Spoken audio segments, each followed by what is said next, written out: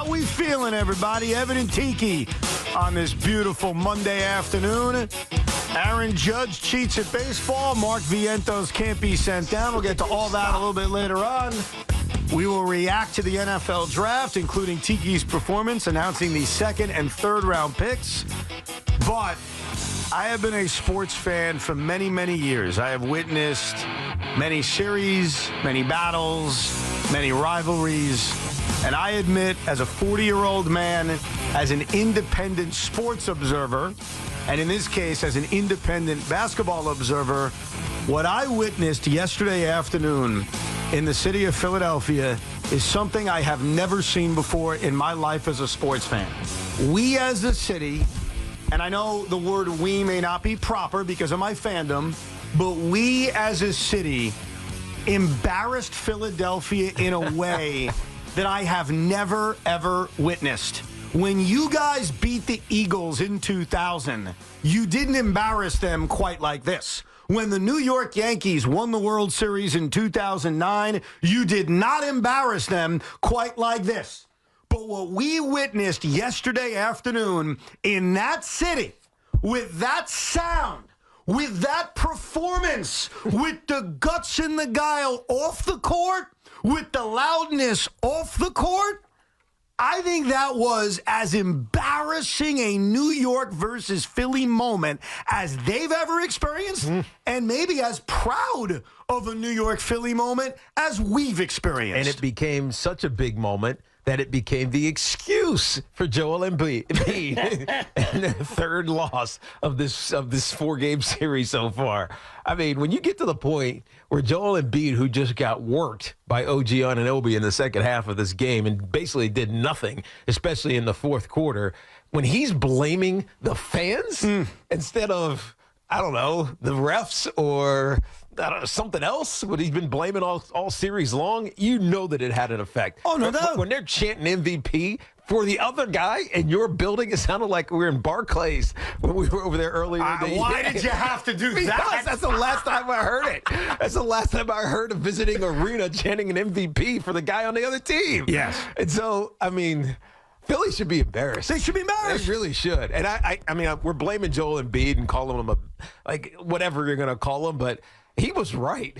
It is bad that many people in a game that meant really their season and their postseason, it was mostly Knicks fans. Yeah, here's the reality, because we love to blame people, and I would love to take my shots at the fans of Philadelphia, and we will throughout this program today because they deserve it.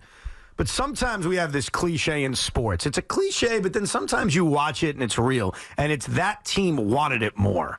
So sometimes, especially in the fourth quarter of yesterday's game, it felt like the Knicks wanted it more. Every loose ball the Knicks got. Every 50-50 ball the Knicks got. Every offensive rebound the Knicks got. We saw Philadelphia not only struggle to hit a field goal in the last 5.5 minutes of yesterday's game, but struggle to, after they got a stop, and they got plenty in the fourth quarter, actually get the basketball and stop the Knicks again. They were forced to do it 2-3 times. And the cliche is the Knicks wanted it more. Well, here's what's not a cliche, and here's what the reality is of what we saw off the floor yesterday. New York Knicks fans want it more. Yeah. And that's a reality. Yeah. And that is a testament to everybody listening who's a Knicks fan, and every single one of you that got in your car or got in your Amtrak and said, I'm going down there. And we want to hear from you, because I'm proud of you. Even though I don't like your team, I don't root for your team, respect for that. Because I love doing that as a fan. But you know what? When I do that, when I show up to Veterans Stadium, when I show up to Citizens Bank Park, when I show up to Wells Fargo Center, I'm never surrounded by that. What we witnessed yesterday was that kind of experience. So for the Knicks fan out there that made the trip, I commend you, and I want to hear how you pulled it off. Because it was not just what we witnessed watching the game. It was not just what you described, MVP chants, or the booing when Embiid's at the free throw line. It was the takeover of the arena when you left. You're going down the escalator, and the crowds are chanting Knicks in 5. You're going down the escalator, and in his own building, in his crib, you're chanting F Embiid. I may not love the chant, but I respect the testament. And then, you sons of bitches, you got so disrespectful, but I loved it. I loved it because this is me as a New Yorker, not as the coalition of Nick Hader. This is me as the New Yorker. You guys went up to a statue of Wilt Chamberlain and you disrespected the city of Philly and Wilt himself by putting a Knick jersey on him? You guys may as well have taken your pants down and urinated all over the place. And I'm not saying that to lecture you. I'm not saying that to look down on you. I'm saying that, I swear, out of respect. Because what the New Yorker did yesterday, and I'm not trying to pick a fight with you, Sean, as a Giant fan, or you, Tiki, as a Giant legend, Giant fans have never done. Never done. Well, I think what we're finding out is that the Philadelphia Eagle fan is very different from the Philadelphia 76er fan. The 70s, I don't know if they're the same people. Maybe some of them are the same people, but I kind of doubt it because I know what it's like to go to Philly as a football player and go into that stadium. I know what it's like as a football fan of the opposing team because when my brother played down there in the NFC Championship game in 2002, 2003, right, that was intense as a fan. I mean, I was nervous walking around, and I'm a football player at that time. So I know what the Philly football fan is all about. The Philly basketball fan feels soft and fair weather. And you know what? We're not really going to win this series. Let's just cash it in. Literally cash it in with our tickets or don't open our wallets to go there. Because I know we looked at this on Thursday when I was still in studio before I went out to Detroit. I was shocked at how many tickets were available for that 76ers game. And so you could say it's second market. Right, it's people just making a lot of money, but a lot of it was actually being sold by the team. Yeah, right? They didn't sell out. The team didn't sell this thing out. They ended up selling out because Knicks fans, and I'm sure there were plenty that went to that game yesterday. They didn't buy it from Joe Philly. Yeah. They bought it from the 76ers. I think a lot of this, and I'm going to use our own teams as an example of it. The New York Yankee fan, I have great respect for. I think the Yankee fan is a diehard fan. I think going to Yankee Stadium can still be at times an intimidating place. Maybe not the way it was in 1996, but it can still be that. I have seen Yankee teams over the years that just don't inspire the fan base. I've seen Yankee teams where tickets in the secondary market to go to the postseason, they're cheap.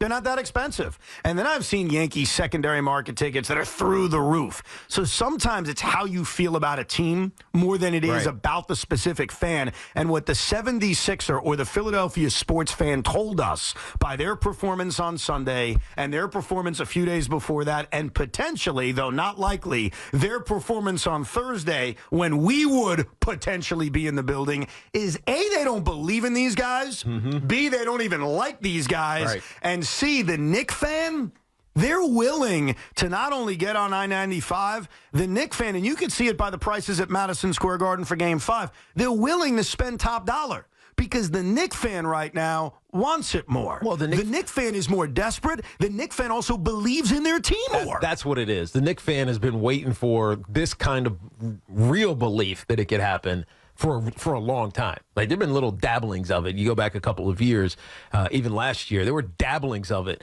But this is the first time that it feels real, right? That they are one of the dominant teams in the NBA. And to do it on the road the way that they did in Philly, it's a testament to them. It's also a testament to Tom Thibodeau. Said this a week ago. This team is so conditioned.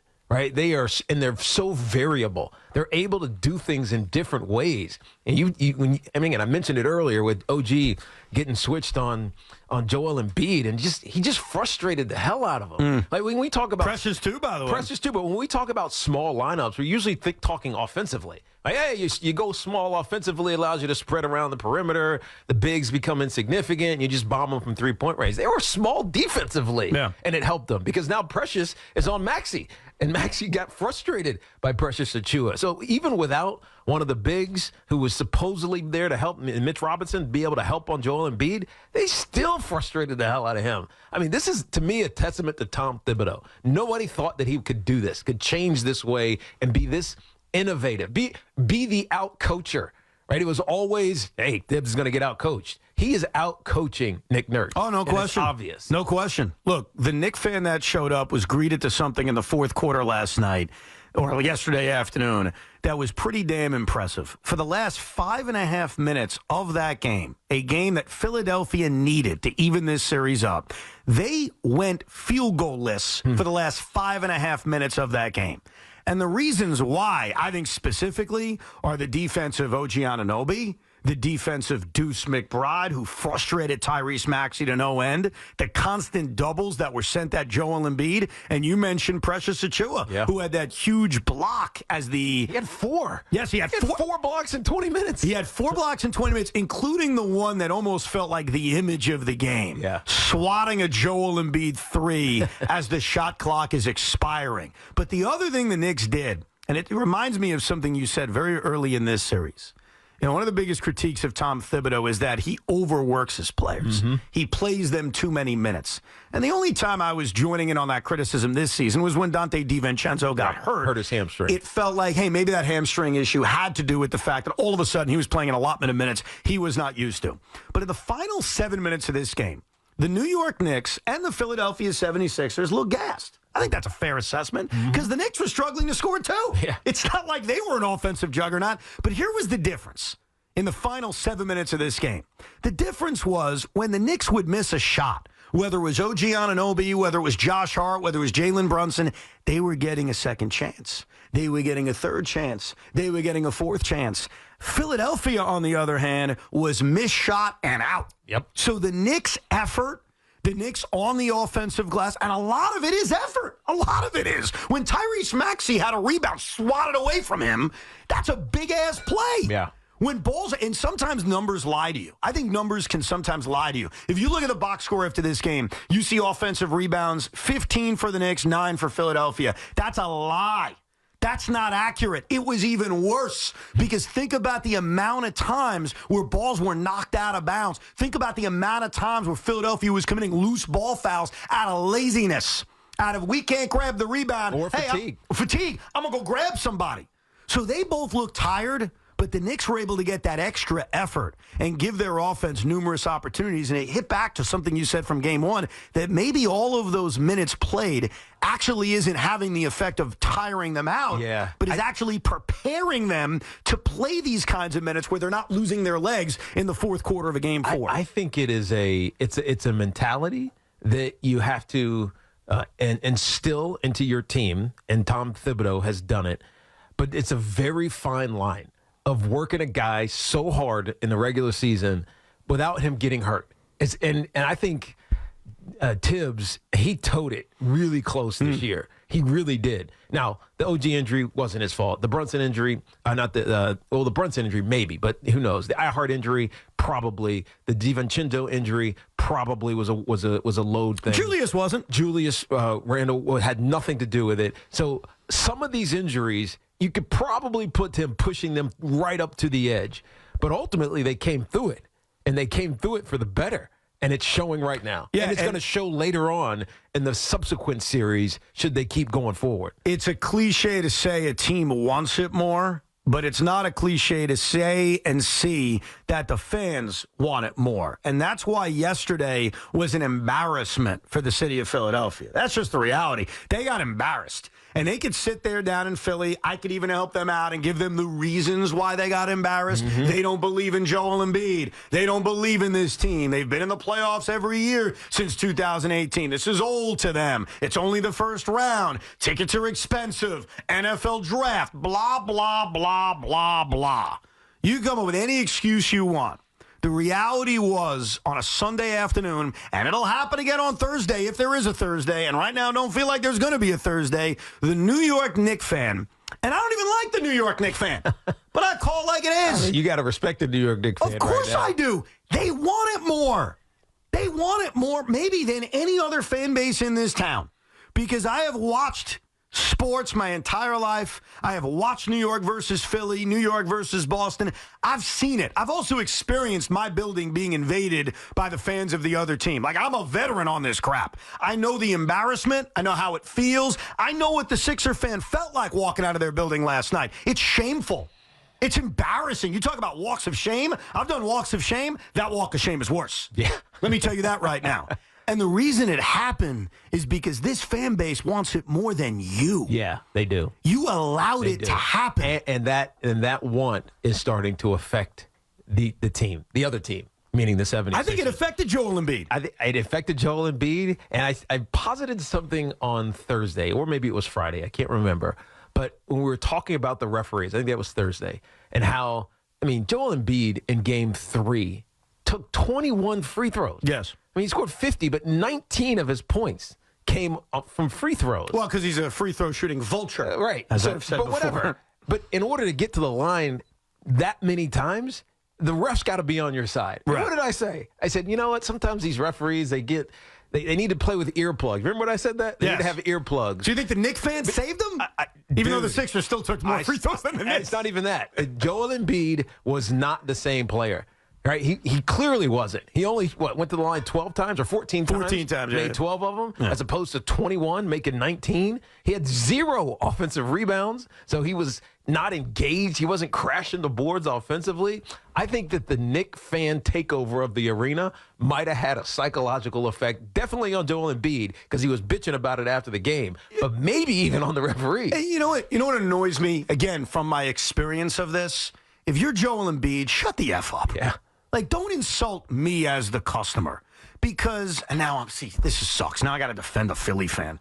I'm going to do it, though, because when you're a customer and you spend a lot of money for crap, when you spend a lot of money to watch garbage, it's okay to make yours. It's okay to make a business decision, okay?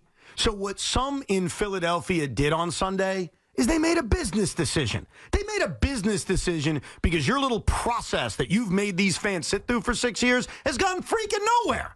And so when Vinny from Staten Island says, hey, I'll give you $600 a ticket, what are you going to do? You're going to say, nah, let me watch Joel Embiid choke again in the postseason at home, or should I make mine? And that's what those fans did. So, yeah, the fans impacted this game. I don't know if they impacted it in the way you described, but maybe. There's no way to prove it. But if you're Joel Embiid, just like if you're Mikal Bridges, shut up. It's on you. Because you know what you could have done Sunday to all those Knicks fans that were in the building? You could have shut them up by winning. And instead, you know how Joel Embiid did in the fourth quarter of that game yesterday?